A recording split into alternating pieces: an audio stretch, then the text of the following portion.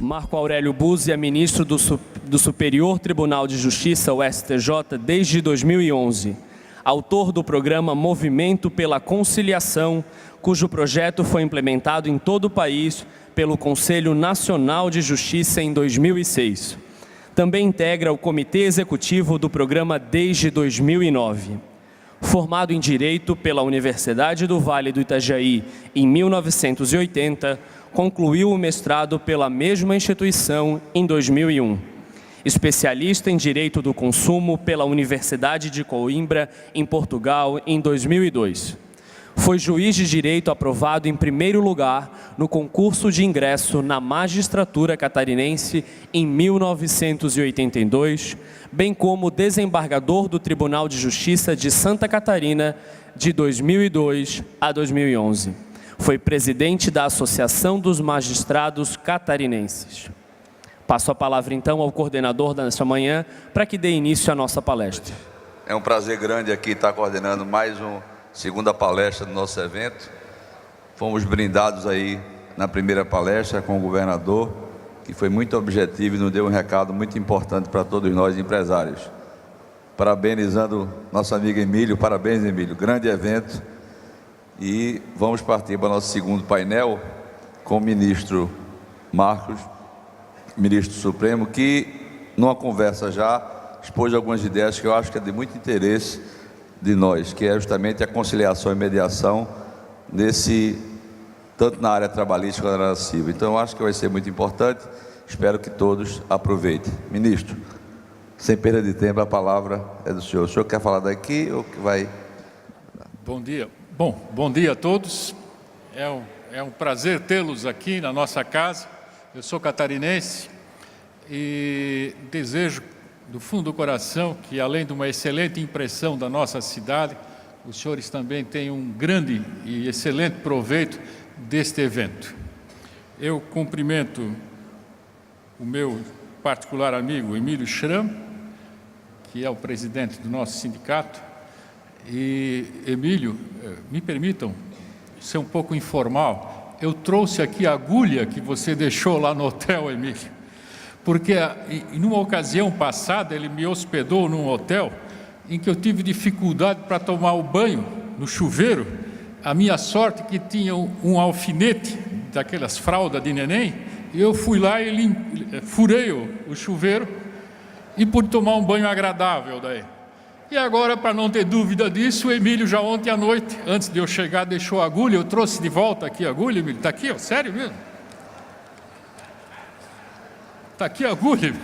Vou guardar para os meus netos. Obrigado.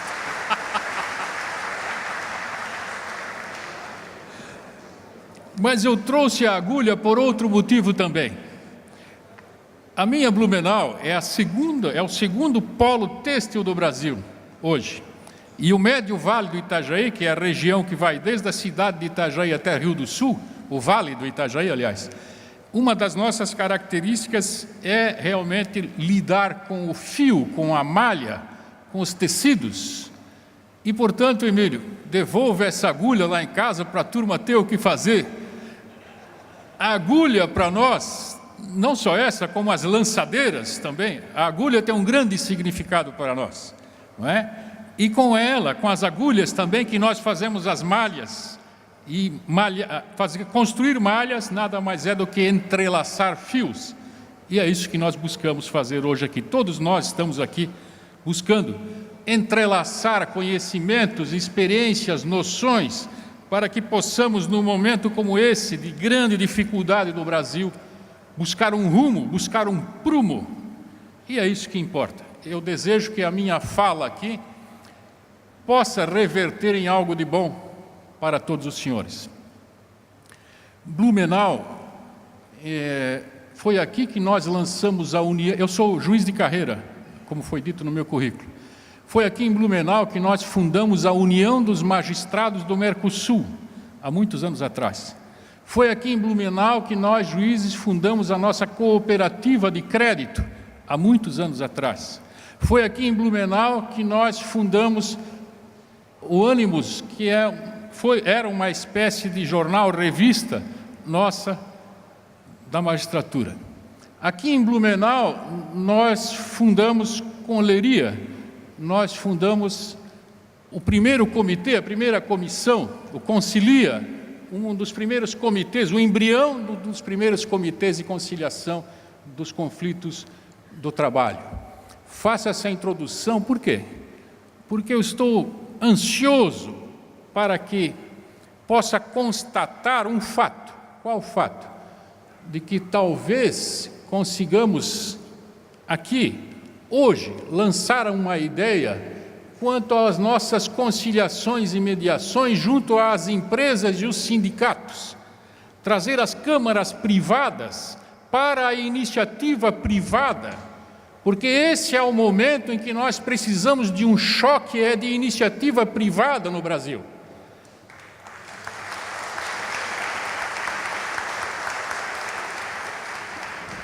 Não é um choque nem de direita nem de esquerda, não é um choque de partidos políticos, mas é um choque de instituições, de ideologia institucional. Estamos bastante satisfeitos com tudo que aconteceu já aí, tomara que tenhamos aprendido uma grande lição, como disse o nosso eminente governador, um homem ponderado, equilibradíssimo, corretíssimo, Santa Catarina governada por uma excelente pessoa. Quero cumprimentar o Dr. Frederico Leal, nosso coordenador. Quero cumprimentar o Dr. Pedro Ivo Kluck, o nosso organizador, e também cumprimentar o nosso debatedor, o Dr. Nelson Hamilton Leiria.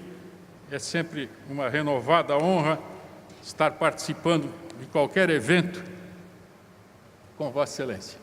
Tenho grande admiração e respeito pelo senhor que tanto já fez nessa área nossa de iniciativas alternativas quanto aos métodos de resolução de conflito. Aqui no nosso guia de participação, que os senhores todos têm à mão, está escrito assim no segundo parágrafo. Querendo, podem me acompanhar. Em pauta, a mensagem do presidente, do senhor Emílio Rosmark Schramm. Ele disse no segundo parágrafo da fala dele: em pauta, neste evento, estará a importância da capacitação dos dirigentes sindicais, com o estímulo para a propagação de ideias e das melhores práticas em defesa do setor. Num mundo em transformação diária, o futuro, com a revolução promovida pelas novas tecnologias e pelo mundo virtual, exige de empresários e das lideranças a capacitação ininterrupta. E é isso que nós procuraremos fazer, trocar algumas ideias.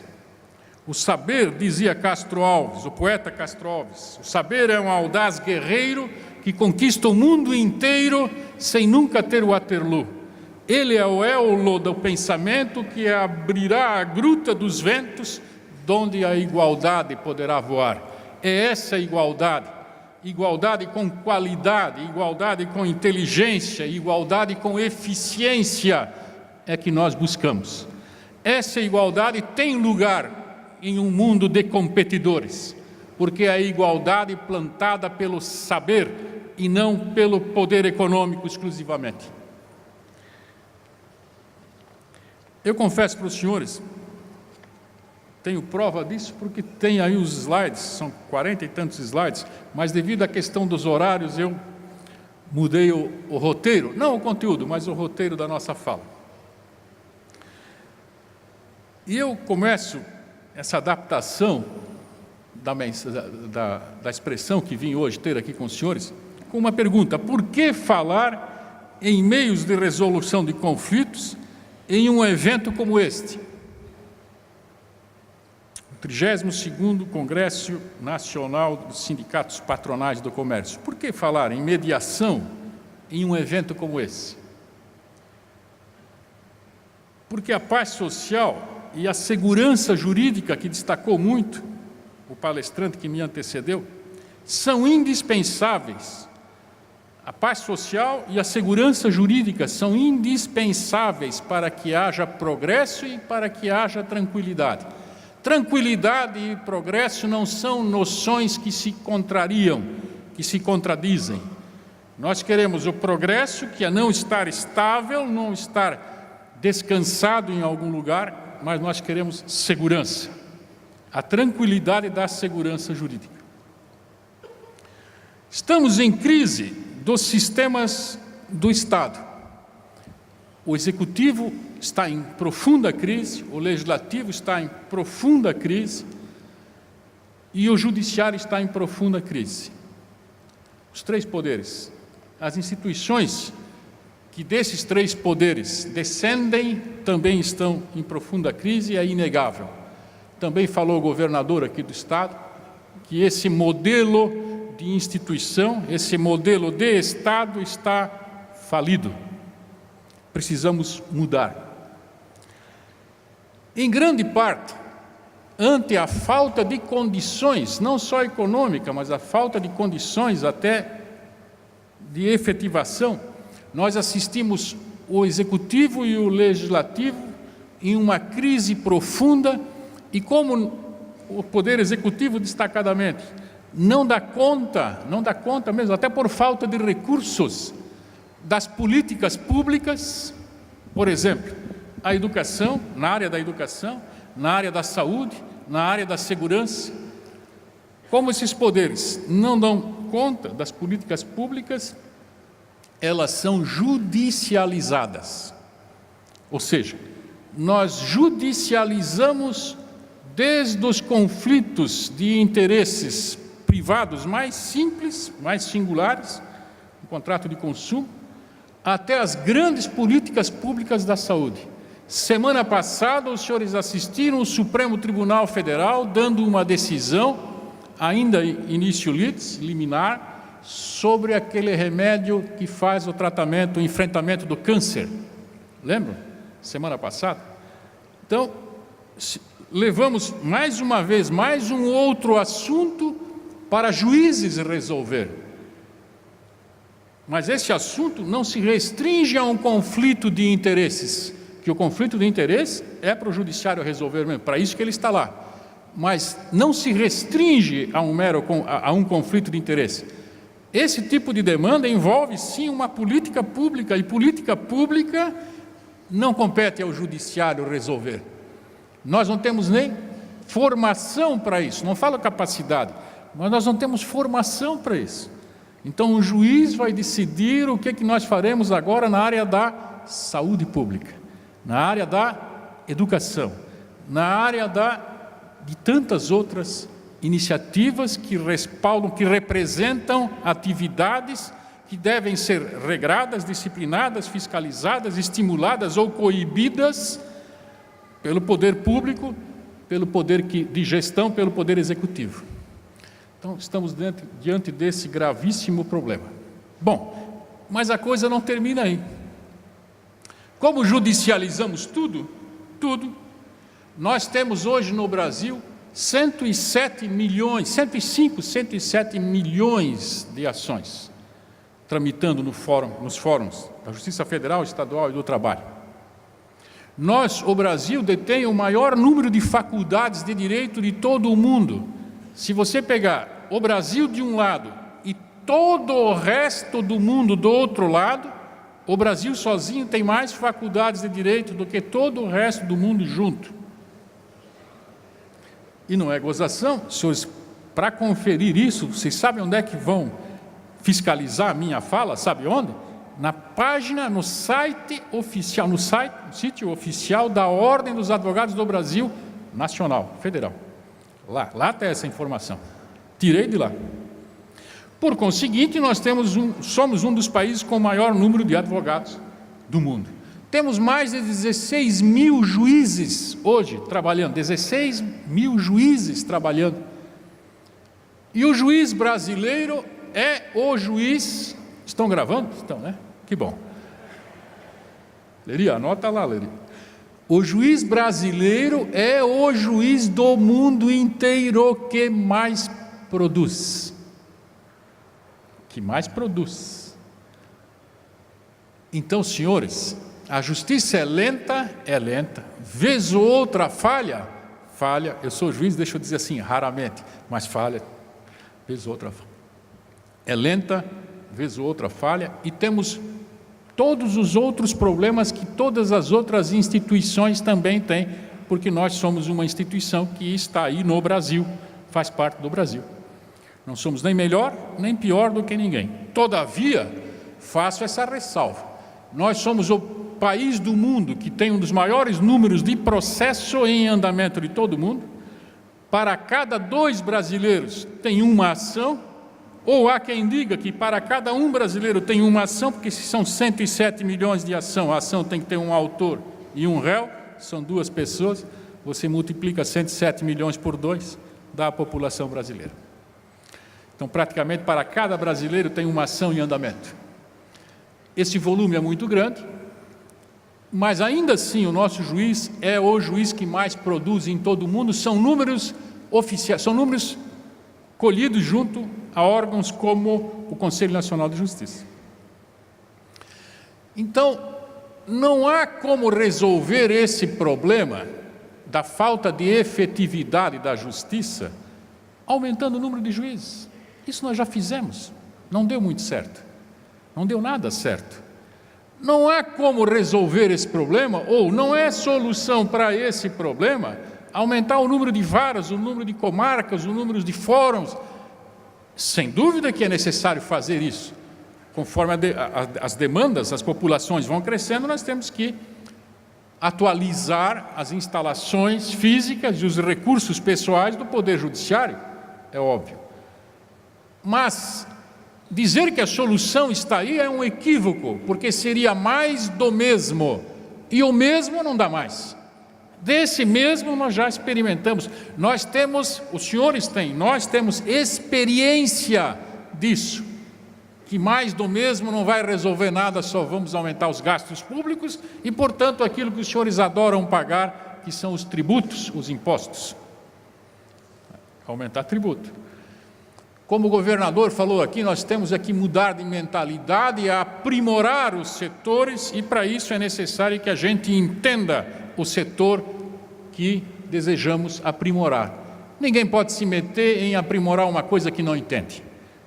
E para isso é necessário um sacrifício, é esse sacrifício que os senhores estão fazendo aqui, ouvindo essa lamúria, não é? Ouvindo essa conversa um pouco mais próxima do técnico do que do panorâmico. Muito bem. A alternativa, portanto, é a mudança de mentalidade, e não precisamos criar nada de novo, porque nós já tivemos no Brasil, com a Constituição de 1824, Constituição do Império, no seu artigo 161, a Constituição do Império já fazia previsão aqui no Brasil, que antes de você ingressar com uma ação civil ou comercial, na época, você deveria provar que, antes de entrar com essa ação, você teria passado pelo sistema de conciliação. E já tivemos esses serviços de conciliação aqui no Brasil. Temos em quase todos os outros países do mundo há muito tempo. Alguns países, como a Argentina, a conciliação extrajudicial e pré-processual é obrigatória. Você só pode entrar com uma demanda sobre direitos disponíveis, patrimoniais, se você primeiro passou por um serviço de conciliação e tem uma certidão desse serviço que não deu certo.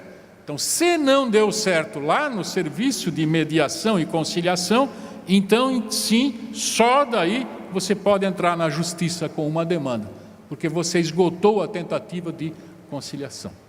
Se isso é constitucional ou é inconstitucional perante o modelo brasileiro, é outra discussão. Me proponho a fazer essa outra discussão em outro lugar, em outra ocasião, não aqui, que o objeto da nossa fala não é esse. Agora vamos ver se eu consigo me habituar aqui. Então, eu confesso que estou aqui resumindo muito a minha fala. Eu gostaria de, antes de entrar na conciliação das empresas e nos sindicatos, que poderemos fazer isso com a ajuda dos senhores, e é por isso que eu vim aqui. Eu vim pedir a ajuda dos senhores, todos os senhores são líderes. Aqui nós temos líderes do Brasil inteiro reunidos. eu dediquei muitos anos da minha vida a esse empreendimento de instalar no Brasil métodos alternativos à justiça de resolução de conflito, como o doutor Leiria também fez, está fazendo e fez durante muitos anos da sua vida, e como muitos outros juízes, como eu e ele, muitos outros juízes no Brasil fizeram e estão fazendo. Então nós não poderíamos, não é, Leiria, perder uma oportunidade como essa de falar para líderes, ora, do Brasil inteiro. Essa nossa fala, criticando ou concordando com ela, divergindo ou não, pouco importa, será levada para o Brasil inteiro. Eu disse para o Emílio: Emílio, não deixa eu perder uma oportunidade como essa. E aí ele, meio contrariado, até me escalou para falar aqui. Paciência. Então agora estamos aqui conversando com os senhores. Bem, até pouco tempo atrás, até antes de 2010, nós não tínhamos no Brasil nenhuma lei, nenhum ato normativo que disciplinasse, que obrigasse ou que disciplinasse mediação, conciliação, métodos de resolução, métodos alternativos ao oficial, métodos outros que não fossem a ação judicial, o processo judicial para resolver conflito. Não tínhamos. Tivemos a Constituição de 1824 e depois, com o advento da República, Floriano e Deodoro acabaram com esses métodos de resolução de conflito e avocaram o poder que o Império tinha delegado para os juízes de paz, os concertadores, os avindores, como eram chamados em Portugal, que eram aqueles juízes que estavam no interior do país, deles próprios resolver conflitos aplicando os costumes, a tradição, o direito dos costumes, direito consuetudinário. Agora, passado quase século, não é? Século, nós estamos restabelecendo aquele sistema antigo, todavia atualizado, sem dúvida nenhuma. Agora, nós não temos mais só uma política, um projeto, perdão, errei. Nós não temos só um projeto, está muito alto aqui? Não? Nós não temos só um projeto sobre métodos alternativos aos oficiais de solução de conflito, caríssimos. Não temos. Agora, desculpe falar assim, eu quero ser um pouco agressivo agora, ok? Serei um pouco agressivo. Agora, o senhor, a senhora, gostando ou não, nós temos lei implementando, determinando a criação, a implementação e a utilização desses métodos alternativos de resolução de conflito. Até pouco tempo atrás, você poderia virar para mim e dizer: não, mas, doutor Marco Aurélio, professor Marco Aurélio, senhor, está muito bom, muito bonito o que o senhor fala, o senhor é muito entusiasta, o senhor, o Leiria, mais uma meia dúzia de, afinal, né, eu ia dizer de louco, mas não é, sonhador, mas eu não vou aplicar esses métodos aqui, eu não quero aplicar. Isso é só um programa do Conselho Nacional de Justiça, ninguém pode me obrigar a aplicar isso. Eu ia ter que dizer: pois é, o senhor tem razão, dá licença, vou cantar em outro lugar. Agora não.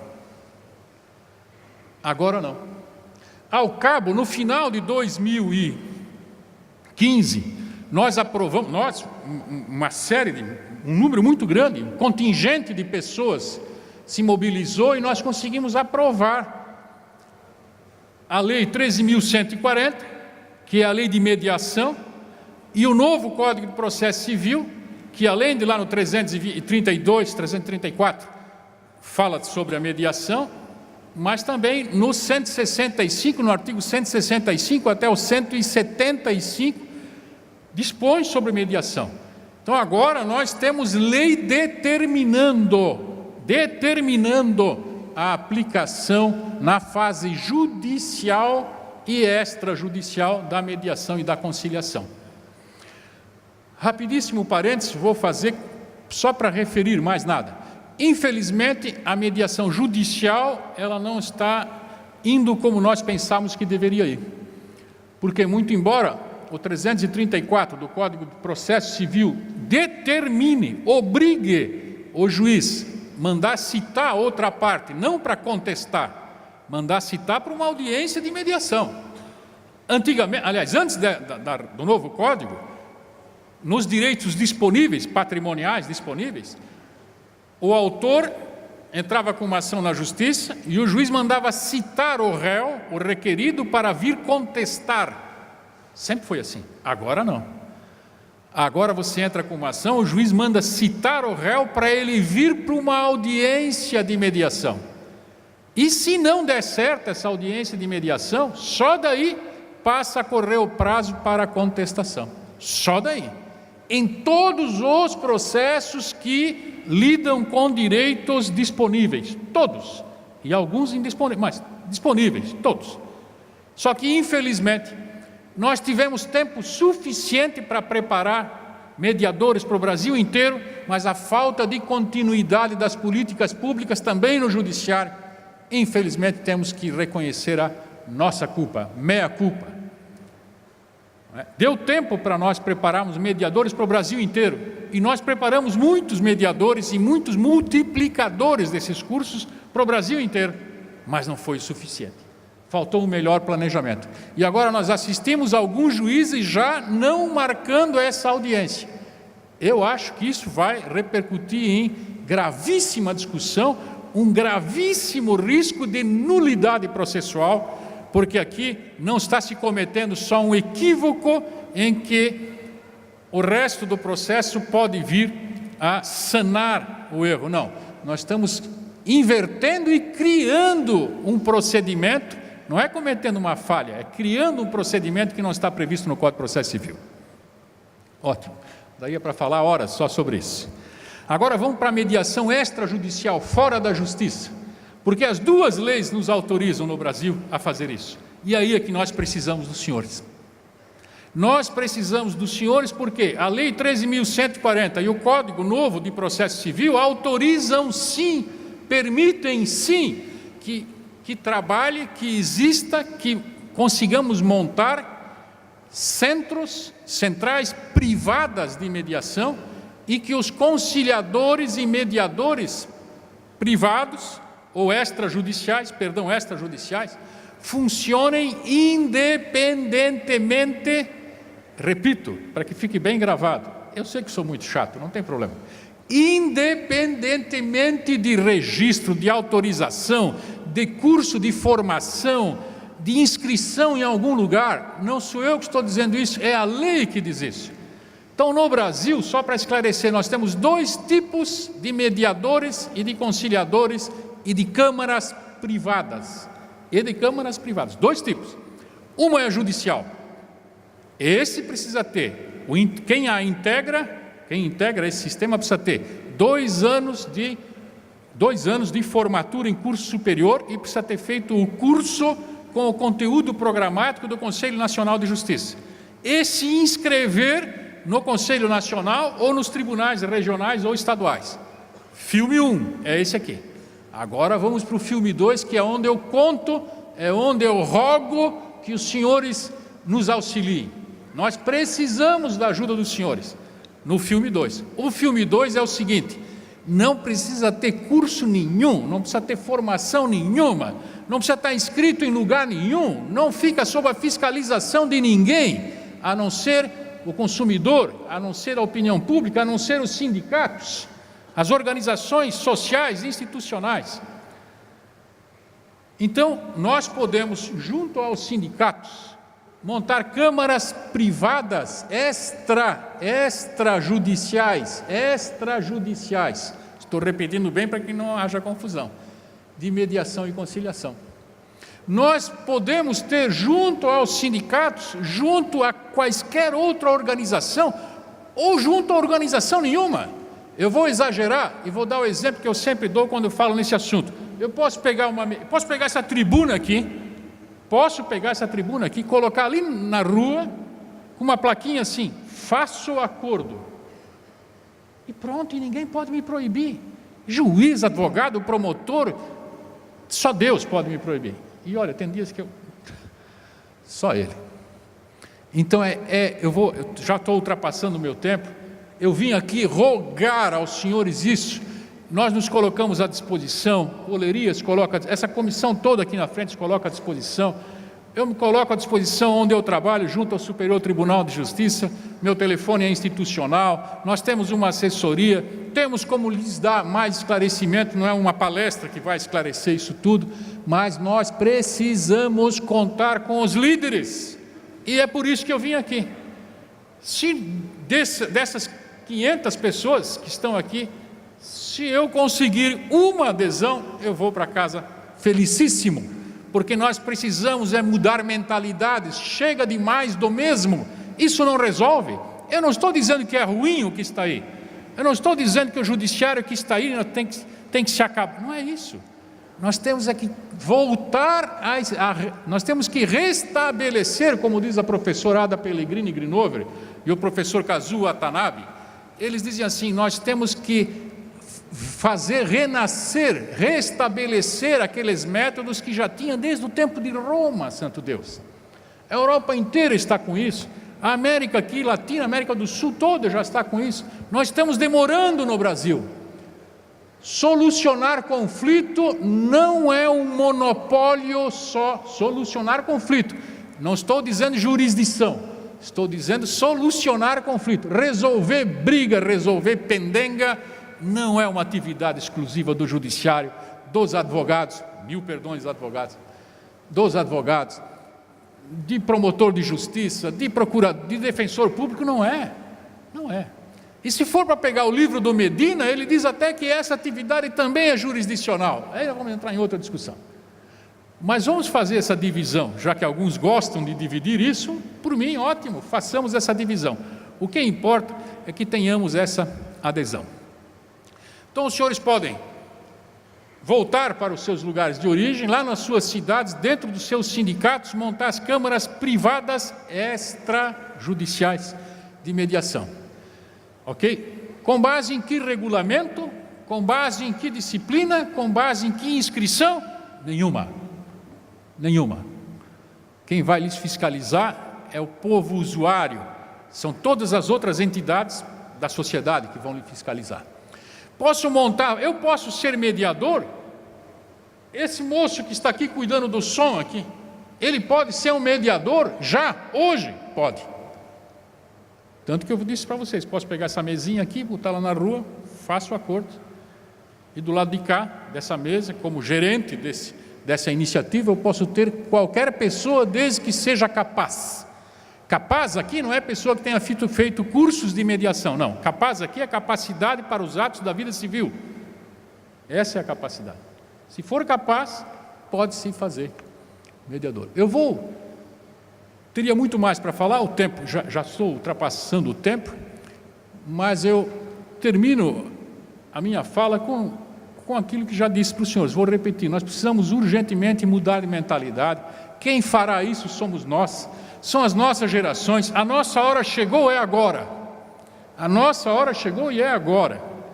É muito simples, é simplérrimo implementar esses métodos de resolução de conflito, e eles importarão em economia de dinheiro, economia de tempo, tempo é vida, em dar efetividade à solução desses problemas e rapidez na execução da solução. É isso que importa. Essa experiência, eu falo de boca cheia, porque essa experiência eu já fiz muitas vezes, Oleria já fez muitas vezes. Nós temos experiência, não estamos aqui fazendo um mero discurso, isso é possível fazer. Nós temos o Concilia, até hoje aqui em Blumenau, foi o primeiro do Brasil, temos aqui funcionando muitíssimo bem. Funcionaria, Oleria, como o Concilia, só que também voltado para a área civil, direito do consumidor, direito de família, direito de vizinhança, afinal, todos os conflitos que consigamos dar solução. Então fica aqui esse meu apelo aos senhores.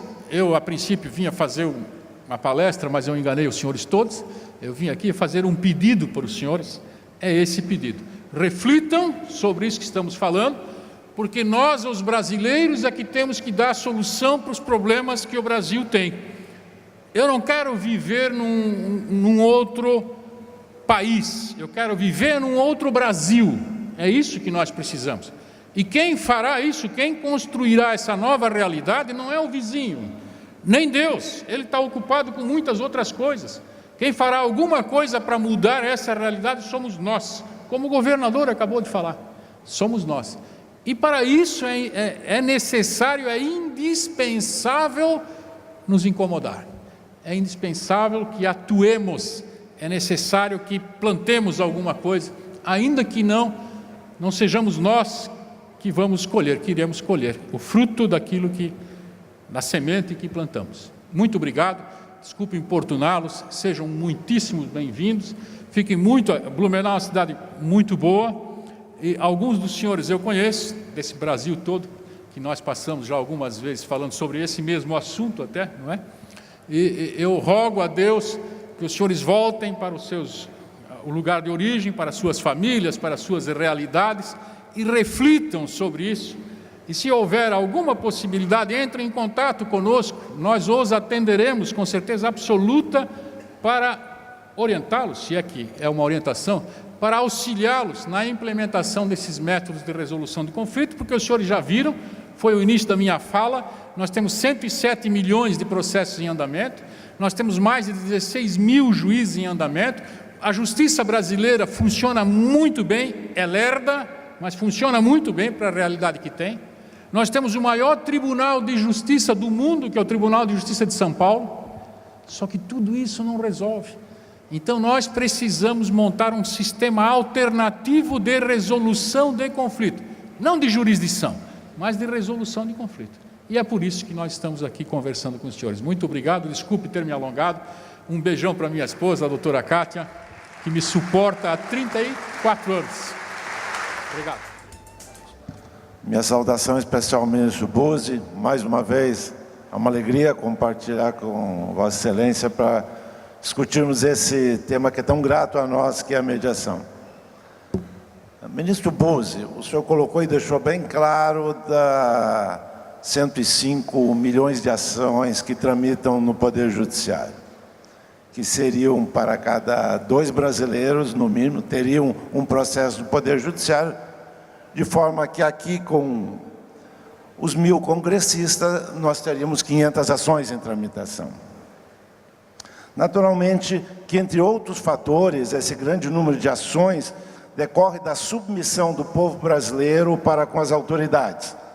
O brasileiro espera muito da autoridade, aliás, espera quase tudo da autoridade, dada a sua incapacidade de resolver problemas, né? Nelson Rodrigues colocou muito bem que o brasileiro é um narciso às avessas.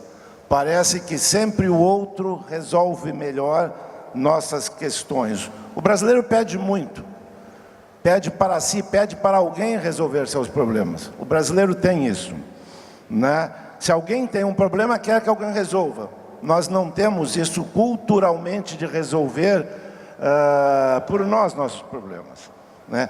É comum se ouvir: quebra o meu galho, resolva esse meu problema.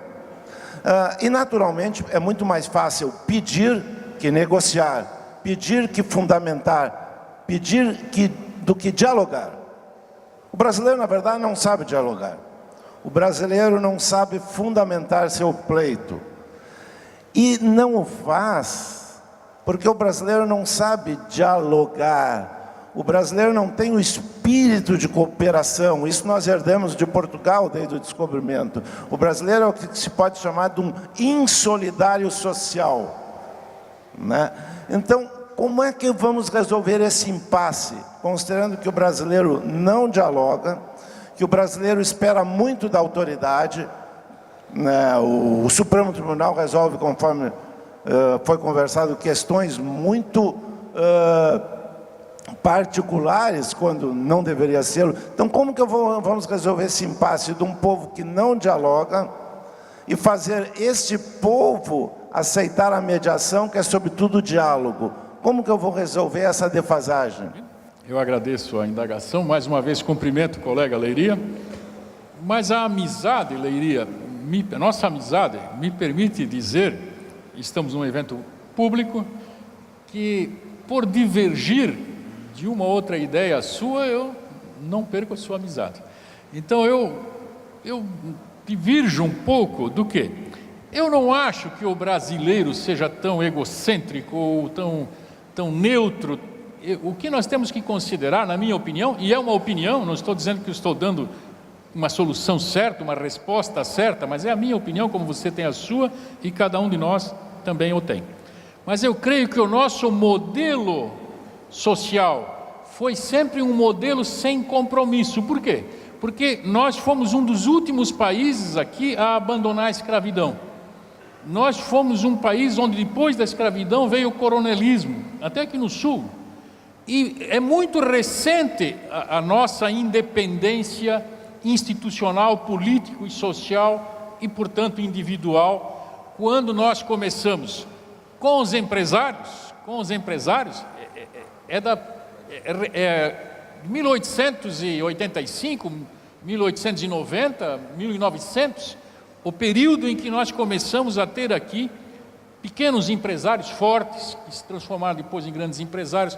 Então, com isso eu quero dizer o quê? Que no Brasil o modelo político nosso sempre foi vertical. E quando o modelo é vertical, quem está na base de um modelo vertical não se sente compromissado com nada. Vamos supor aqui que aqui dentro desse ambiente você pudesse comandar a todos. Eu não tenho compromisso com ninguém, porque quem resolve tudo é você, quem filtra tudo é você. Eu não tenho que prestar atenção em nada, porque é você que comanda tudo, ok? Então nós tivemos, essa é a minha opinião, talvez eu esteja errado, mas nós tivemos durante muito tempo no Brasil esse modelo de organização social. Daí vem muitas vezes a nossa falta de comprometimento e de cidadania até. Então eu, em parte, chego no mesmo lugar que você. É preciso mudar o nosso modelo de cidadania. É preciso nós mudarmos aquilo que o governador falou, a nossa mentalidade. Ele próprio admitiu aqui, disse, poxa, na época das campanhas políticas, essa questão dos fundos, dos recursos, é preciso repensar isso tudo. O governador fez um discurso humilde no final aqui, reconhecendo até determinadas circunstâncias que envolvem a todos. Então, é isso que nós precisamos fazer, que é o que estamos fazendo nesse momento. Essa conversa aqui é uma conversa agradável? Claro que não é. Ela não é uma conversa agradável. Ela não é uma conversa sobre história, sobre... Vou contar uma piada para vocês, aí sim eu teria o interesse de todo mundo. Essa aqui é uma conversa institucional, é pesada. Eu estou ouvindo aqui, nós estamos aqui mexendo com os senhores, tomando o tempo dos senhores. Os senhores podiam estar agora tomando cerveja e se divertindo, não é? E nós estamos aqui solicitando o empenho dos senhores no quê? Na cidadania. Essa conversa toda aqui, na verdade, é igual a quê? A cidadania. Porque nós estamos procurando sanar um problema das instituições, sanar uma omissão, não sei, ou uma falta de compromisso, não sei, mas um problema das instituições, do Estado, aqui, principalmente do Poder Judiciário, que não consegue, por melhor ou por pior que ele seja, resolver o número de contendas a contento que aí estão tramitando. Então, acho que essa falta de compromisso vem da nossa história e do nosso modelo social. Mas eu não creio que o brasileiro seja que ele não se comprometa com determinados assuntos. Você vê agora, assiste, instigado ou não, mas afinal, veja as reações que nós tivemos das populações, jovens, pessoas maduras, a população inteira recentemente. E em vários momentos da história do Brasil nós tivemos a sociedade se envolvendo junto à história. Agora, sem dúvida, precisa nisso eu concordo contigo, precisamos de um maior empenho e precisamos, sem dúvida nenhuma, mudar mentalidades. Perfeitamente, muito obrigado, ministro Buzzi. Vamos começar agora a lhe colocar no paredão e vamos às perguntas. Primeira pergunta é do Sindicato Comércio de Juiz de Fora. Nossa saudação ao povo mineiro que se faz presente aqui. E a pergunta, ministro Buzzi, como se chancela o acordo extrajudicial? Uma vez feito o acordo, o cidadão ainda pode entrar na justiça? Uma vez, como se chancela o acordo extrajudicial? Vamos dividir essa pergunta em duas. Primeiro, o cara é de Juiz de Fora, né? É isso? Essa pergunta vem do Sindicato de Juiz de Fora. Juiz de Fora era o lugar onde vinha um juiz que antes de ser juiz foi um concertador, foi o juiz de vintena, e ele marcava dia, hora e local para resolver conflitos junto à população. Daí também, não só, mas também vem o nome. Nós tínhamos vários lugares no Brasil onde o juiz vinha de fora. E para a pergunta, é assim: a chancela do acordo extrajudicial, a chancela, pode sim ser obtida com uma homologação com uma sentença judicial, ok? Então nós dois fazemos um acordo, redigimos no papel ou via informática, virtual, e fizemos esse acordo fora da justiça, não tem processo entre nós, não tem nada. Nós nos encontramos naquela mesinha que eu coloquei lá no meio da rua, que eu falei antes para vocês, e nessa mesinha fizemos um acordo. Eu posso levar para uma homologação de um juiz esse acordo? Posso. Já podíamos antes do novo código, e podemos agora depois do novo código também. Então o juiz pode chancelar, homologar esse acordo, e ele se transformará em título executivo judicial, cujo embargo, cuja impugnação, hoje em dia a impugnação, será muito mais restrita do que um título extrajudicial. Ponto 1. Ponto 2. Pode alguém, depois de fazer um acordo, vir querer discutir esse acordo novamente? Pode. Poder pode. Não sei se vai ter êxito. Poder pode. Agora, em tese, nós estamos falando aqui de um caso em tese, né? Ok? Em tese. Então, em tese, quais são as discussões que alguém pode propor quando já fez um acordo e assinou esse acordo? Quais são as discussões que essa pessoa pode legitimamente opor? Que ele foi induzido num dos 5 ou 6 vícios do cometimento dos atos jurídicos. Ou seja, que ele assinou aquilo sob coação, sob simulação, sob fraude, sob dolo. São esse mais 1 ou 2 defeitos. Se ele não provar isso, aquilo que foi acordado vale em qualquer lugar do mundo, também vale aqui no Brasil. Ok? Se é que entendi a pergunta, eu tomei a liberdade de dividi-la em 2 segmentos. 2 partes, perfeitamente. Obrigado, ministro. Uma pergunta do nosso sempre prefeito Félix Tais. Ministro Marco Aurélio, penso que as câmaras privadas extrajudiciais poderão poupar os empresários de grandes constrangimentos em audiências judiciais. Não seria um ato de inteligência dos empresários promoverem a criação e a multiplicação de mais câmaras de conciliação? Primeiro quero cumprimentar o nosso ex-prefeito, Félix Tais, uma pessoa há muitos anos com muito tino, sempre antenadíssima e sempre participando de todos os eventos e dando o prestigiamento da sua presença. Eu creio que sim. Quero esclarecer só que nós não combinamos essa pergunta não, sabe? Mas foi ótima a sua pergunta. Por quê? Eu creio que sim, foi o final da minha fala aqui. Eu acho que as nossas entidades, os nossos sindicatos devem montar as câmaras privadas, como nós já temos o Concilia, como já temos em alguns lugares do Brasil, aqui em Blumenau tem. Eu até propus para o Leiria que a Priscila ajudasse a resolver isso, montando, porque isso é absolutamente informal.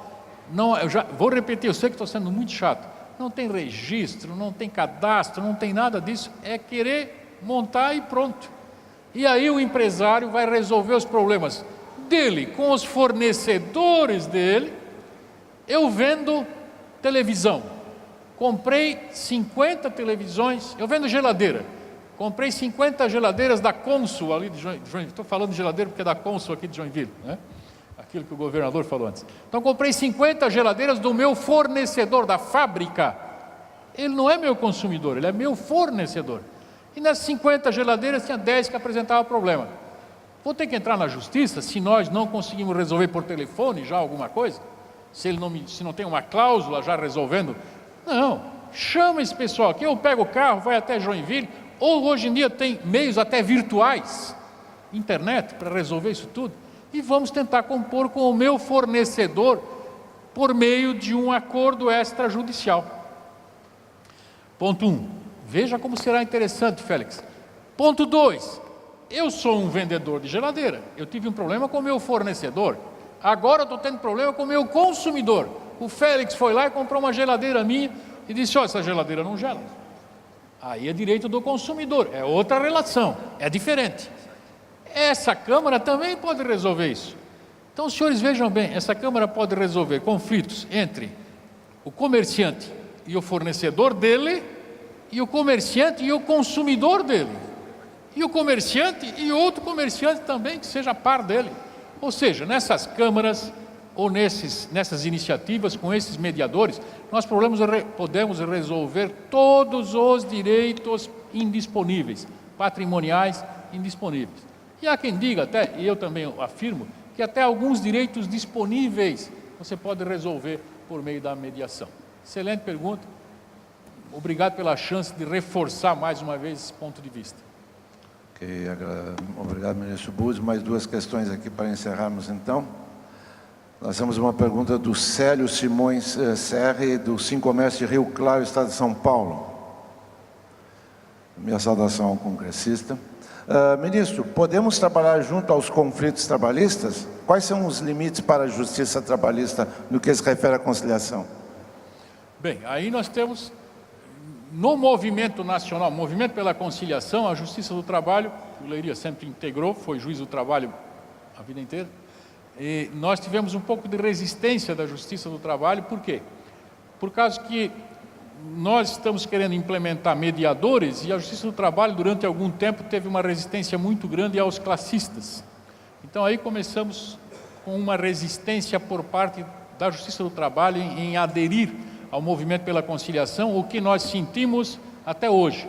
O Leiria é uma grande exceção, tem muitos juízes de primeiro grau da Justiça do Trabalho estão aderindo, estão já homologando acordos no Brasil inteiro, mas os tribunais superiores resistem enormemente. A resistência está mais nos tribunais do que nos juízes de primeiro grau. Mas essa questão de homologar os acordos na Justiça do Trabalho sempre tem que se levar em conta que, primeiro, há assuntos que são de matéria indisponível na Justiça do Trabalho, são reputados de interesse ou de ordem pública e que você não pode transigir, você não pode fazer acordo sobre algo que é indisponível. Então, se você fizer esse acordo frente a um juiz, frente à jurisdição, é analisada essa disponibilidade de uma forma, essa disposição de uma forma. Se você fez esse ajuste fora da fiscalização do judiciário sobre essas matérias, ela já é vista com muita resistência, o que eu acho certo.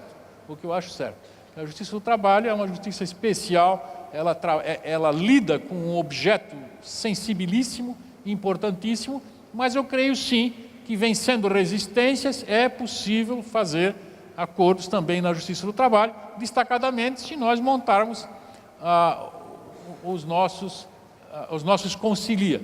O Concilia, essa iniciativa do Concilia, mil perdões, eu sei que estou me alongando, ela já foi examinada pelo Supremo Tribunal Federal. E eu acho, assina embaixo do que eu falo, porque estou falando em público, está sendo gravado, eu acho que há um equívoco quando alguém diz que o modelo do Concilia foi julgado inconstitucional pelo Supremo. Não foi. O que o Supremo falou naquela decisão, o Supremo Tribunal Federal, ele não disse que era inconstitucional, ele disse que não se pode negar o acesso direto à justiça. Isso é inconstitucional. Mas quem quiser se submeter ao Concilia ou a outros projetos pode se submeter, desde que depois sofra a revisão ou a fiscalização da justiça competente. Essa é a minha opinião. Perfeitamente. No bojo da sua... Mas essa aí, sobre esse ponto de vista, quem pode falar mais é você. Por favor. No bojo dessa sua resposta, ministro Búzios, nós temos uma pergunta de Cláudio Aquino. Cláudio Aquino é advogado no belíssimo estado do Mato Grosso. A advogada Cláudia coloca que é uma entusiasta da conciliação e mediação, com isso ela já está no nosso time, né? E ela informa que desde 2001 possui uma central de conciliação nos termos da Lei 9958 de 2000. O TST alterou seu entendimento quanto ao artigo 625-D, que é a obrigatoriedade de toda demanda que teria que ser submetida às câmaras de conciliação. Como Vossa Excelência entende, ministro Buzzi, que existe a possibilidade do TST aplicar a lei, né? Ela continuará morta porque a obrigatoriedade do CPC de passar, digamos, por esse filtro, como ficaria essa questão? Se o TST entende que não seria obrigatório e o CPC passa a entender obrigatório, como se resolveria isso? Eu não estou entendendo. O TST entende da não obrigatoriedade das demandas passarem pela Câmara.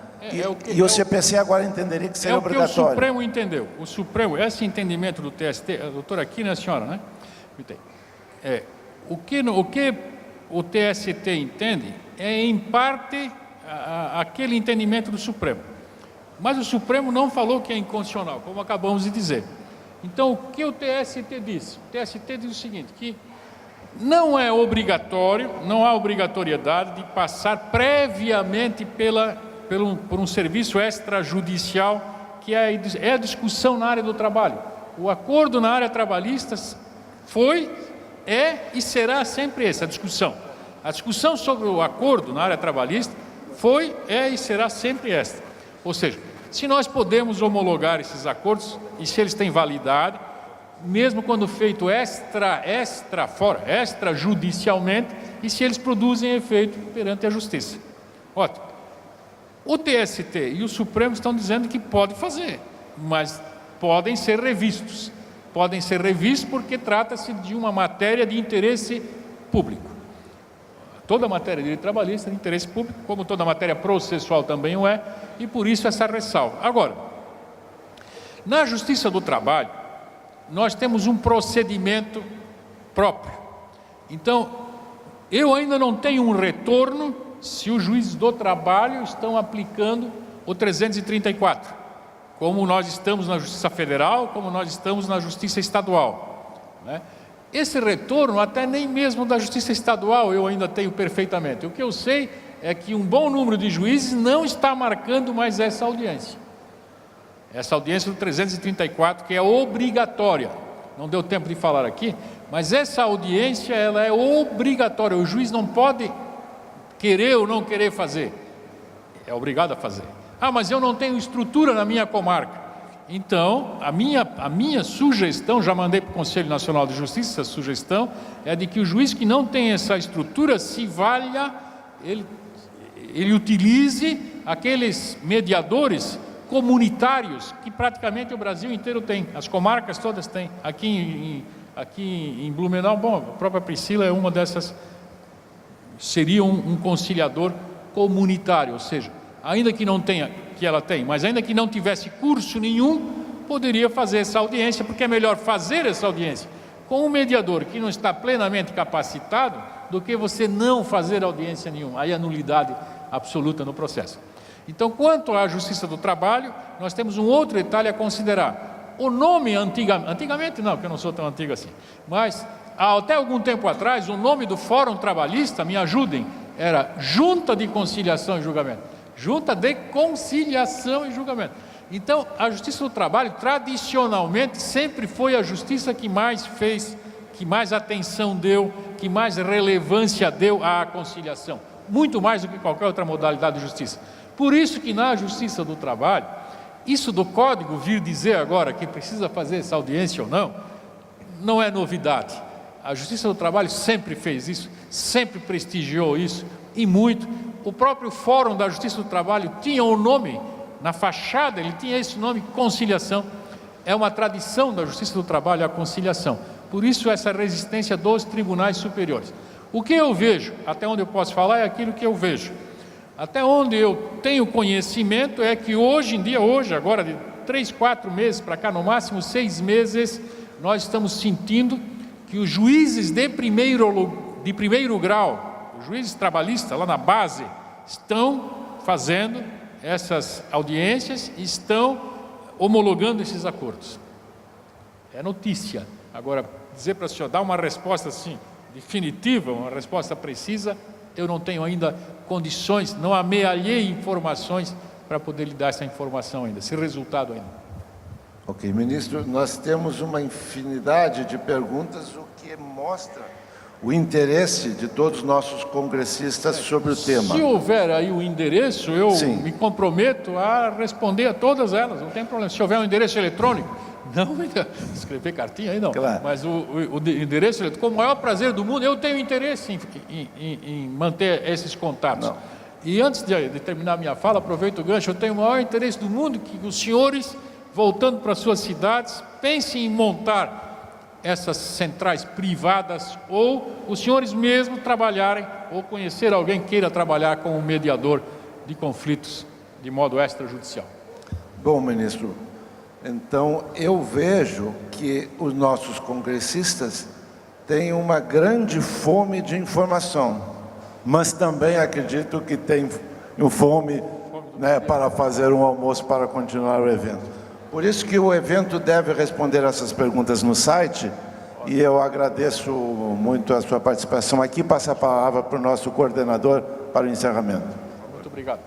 Eu acho que foi importante essa palavra do ministro, nos incentiva.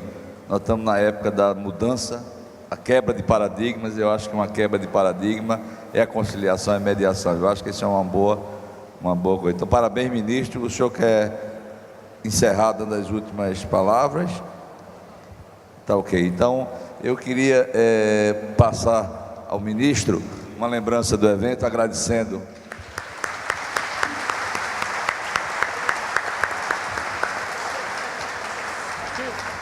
Deixa eu me preparar aqui.